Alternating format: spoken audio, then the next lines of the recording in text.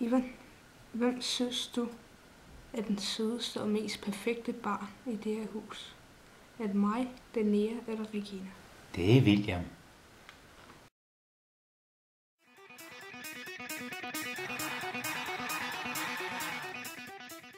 Mor, hvilket årstal blev jeg født i?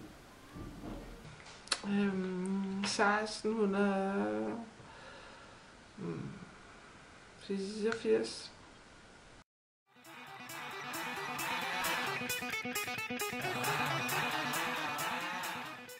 Regina, hvor meget slik spiser du dagligt?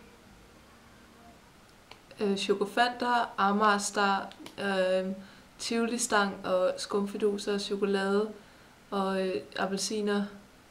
Jeg mener appelsinchokolade og peppermynte. Hvad er der? Og tyggegummi, Bobblicious, der er Stimorol, og der er Shift, og der er Zindium tandpasta, der er børnetandpasta, det er en type slik, og langjern, og der er skumbananer, skumjordbær, der er vingummi, lakrids, stærk lakrids, sød lakrids, salt lakrids, og så er der chokolade.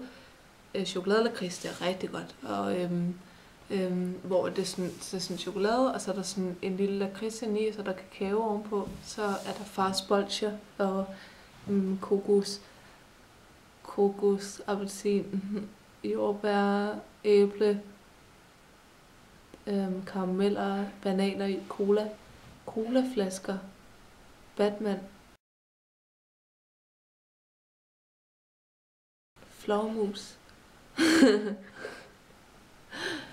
ispinde.